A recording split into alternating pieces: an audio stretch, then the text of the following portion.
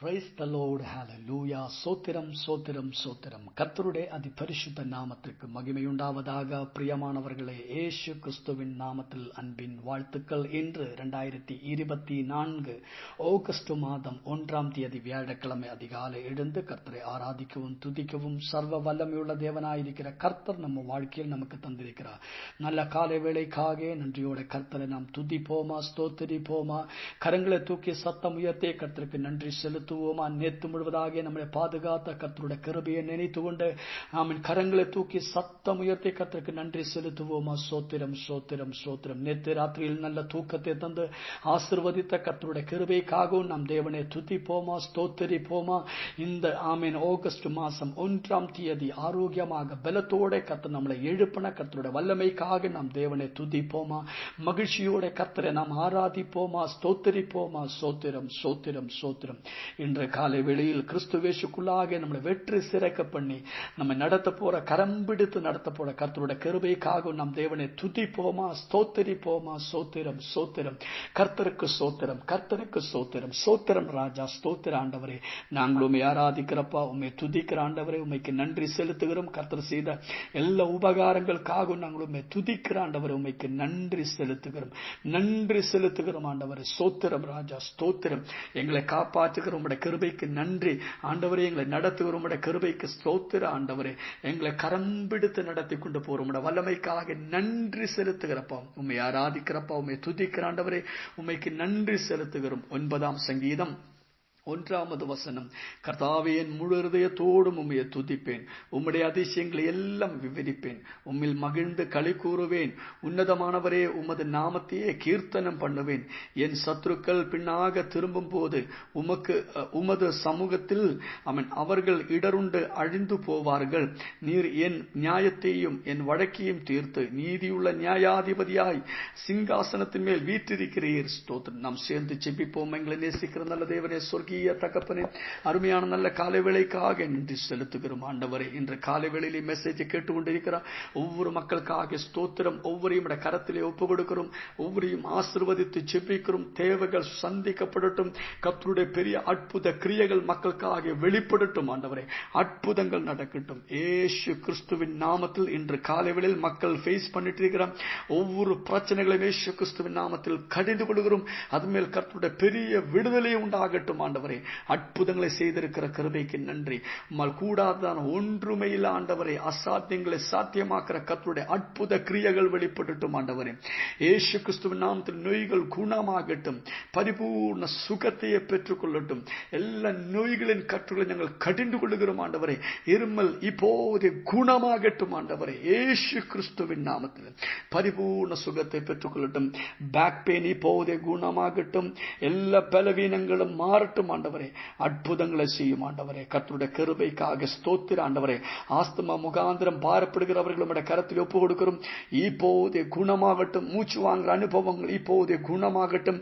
Allergy இப்போதே குணமாகட்டும் ஆண்டவரே. இயேசு கிறிஸ்துவின் நாமத்தில் எல்லா சாத்தானிய கிரியைகளையும் இயேசுவின் நாமத்தில் நாங்கள் கடிந்து கொள்கிறோம் அப்பா. ஸ்தோத்திரம். பரிபூர்ண சுகத்தை பெற்றுக்கொள்ளும். உம்மை அறிந்து உம்முடைய சுகத்திலே உம்முடைய வல்லமையில வாழும்படி கர்த்தர் கிருபை செய்யும் ஆண்டவரே. உலகமெம்பாடும் உடைய ஊழியத்தை செய்கிற ஒவ்வொரு போதகருக்காக நன்றி. ஒவ்வொரு ஊழியக்காரங்களையும் உடைய கருத்தில் ஒப்பு கொடுக்கிறோம். அவரை ஆசீர்வதியும். தேவைகள் சந்திக்கப்படட்டும். அற்புதங்களை செய்யும். நாளை நடக்க போற திருச்சபையின் ஆராதனைக்காக நன்றி. மிடில் ஈஸ்டில் நடக்கிற ஒவ்வொரு சபைகளின் திருச்சபைகளின் ஆராதனையும் ஆசீர்வதியும். அற்புதங்களை செய்யும் ஆண்டவரே. கர்த்தர் ஜெபத்தை கேட்ட கிருபைக்கு நன்றி. கடந்த ஆமென் ஸ்தோத்திரம் இயேசு கிறிஸ்துவின் நாமத்தில்.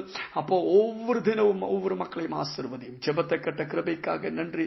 இயேசு கிறிஸ்துவின் நாமத்தில் ஜெபிக்கிறோம், கேட்கிறோம் நல்ல தகப்பனே. ஆமென் ஸ்தோத்திரம். கர்த்தர் நம்மை நீங்கள் ஒவ்வொருவரையும் அபரிவிதமான விதத்திலே ஆசீர்வதிப்பார். ஆமென் ஸ்தோத்திரம். கடந்த 7 மாதமும் கர்த்தர் நம்மளை பாதுகாத்த கிருபைக்காக, கர்த்தர் நடத்தின கிருபையை நினைத்து கொண்டு கர்த்தரை துதிப்போமா, ஸ்தோத்திரிப்போமா. சோத்திரம் சோத்திரம் சோத்திரம் சோத்திரம் ஸ்தோத்திரம்.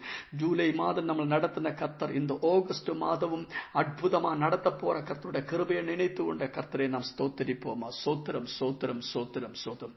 மத்தேயு 21ஆம் அதிகாரம் 13வது வசனத்தை நாம் தியானிப்போம். என்னுடைய வீடு ஜெப வீடு ஆமென் எண்ணப்படும் என்று எழுதியிருக்கிறது, நீங்களோ அதையே கள்ளர் குகையாக்கினீர்கள் என்றான்.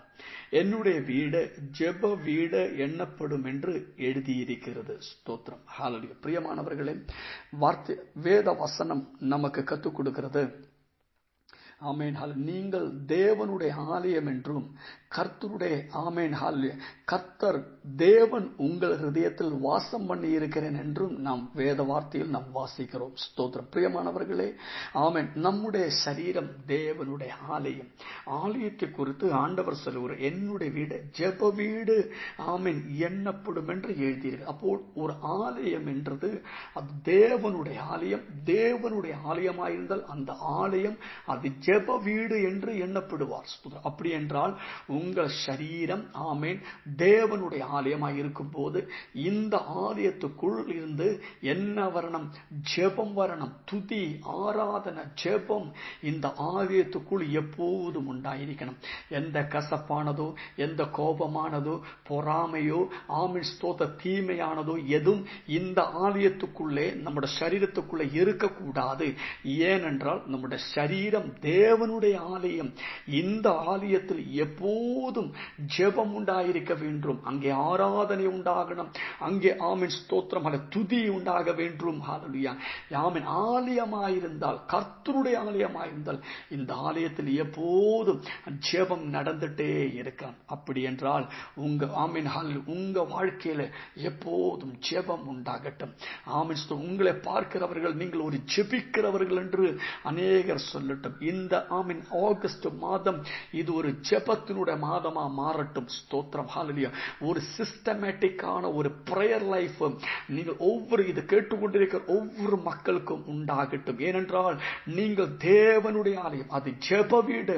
உங்க சரீரம் தேவனுடைய ஜெப வீடு. ஸ்தோத்திரம். தேவனிடத்தில் ஜெபிக்கிறவர்களா நீங்கள் மாறட்டும். ஸ்தோத்திரம், ஹல்லேலூயா. இன்று காலை வேளையில் நம்மை ஒப்பு கொடுப்போமா? நம்ம சரீரங்களை ஒப்பு கொடுப்போமா? ஒரு நாள் ஆமென் இன்னைக்கு நீங்கள் ஒரு தீர்மானம் எடுங்கள். இந்த ஆகஸ்ட் மாதம் இது 1ஆம் தேதி.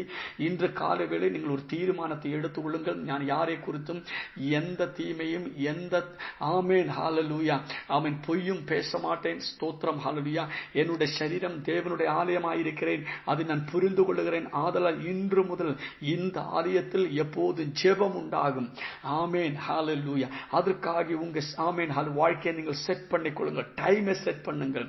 ஆமென் காலையிலே ஆமென் ஸ்தோத்திரம் எழுந்து கொஞ்ச நேரம் கர்த்தரை துதிப்பார். அதுக்கப்புறம் ஹல்லேலூயா ஆமென் ஜெபம் பண்ணும். அதுக்கப்புறம் தேவ வசனத்தை வாசிக்கும். ஆமென். இப்படி ஹல்லேலூயா நீங்கள் ஒரு நேரத்தை செட் பண்ணுங்கள். அது ஒரு நாள் எப்படியாவது ஒரு 3 தடவாவது நீங்கள் இப்படியே செய்கிறவர்களா மாறட்டும். அப்போது நீங்கள் ஆசீர்வதிக்கப்படும். பிரியமானவர்களே, ஆமென் நான் ஆமென் ஒரு ஜிம்மில் போய் நான் எக்ஸசைஸ் பண்ணா ஆமென் ஸ்தோத்திரம் ஹல்லேலூயா என்னோட பாடி தான் பில்டப் ஆகும். ஆமென் ஸ்தோத்திரம். நான் எக்ஸசைஸ் பண்ணா எனக்கு பிரயோஜனம் இருக்கும், உங்களுக்கு பிரயோஜனம் இருக்காது. இது போலதான் நீங்கள் பிரேயர் எக்ஸசைஸ் பண்ணணும். உங்க ஆவிக்குரியதான வாழ்க்கையில் உங்களுக்கு ஒரு ஸ்பிரிச்சுவல் எக்ஸசைஸ் தேவை.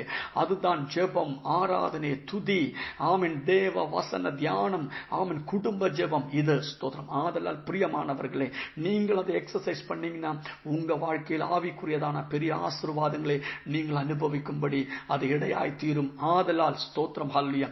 இந்த மாதம் தேவனுக்காக நீங்கள் ஒப்பு கொடுங்கள். நான் இந்த மாதம் ஒரு ஜெபத்தின் மாதமா மாற்றும். ஆமென் ஸ்தோத்திரம். இந்த மாசத்தில் ஆமென் ஸ்தோத்திரம் என்னோட நேரத்தை நான் இப்போதே கரெக்ட் பண்றேன். ஒரு தீர்மானத்தை நான் எடுக்கிறேன். ஸ்தோத்திரம். காலையிலே ஆமென் ஜெபம், மத்தியானத்தில் ஒரு ஜெபம், ஆமென் ஸ்தோத்திரம் மாலையிலே ஒரு ஜெபம். ஹல்லேலூயா.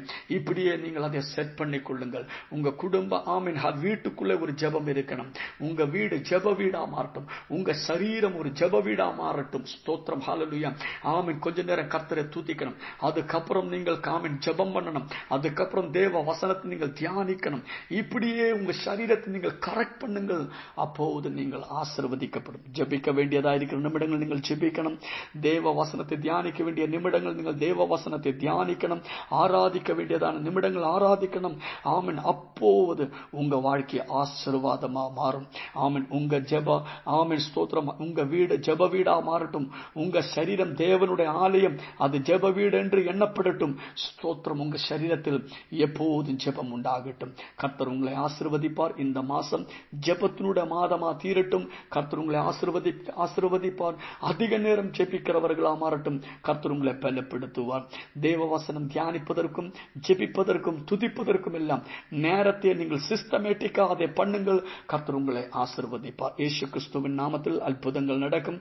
அடையாளங்கள் வெளிப்படும். நம்முடைய எல்லைகள் விசாலமா மாறும். நாம் ஒரு மகத்தமா மாறும்.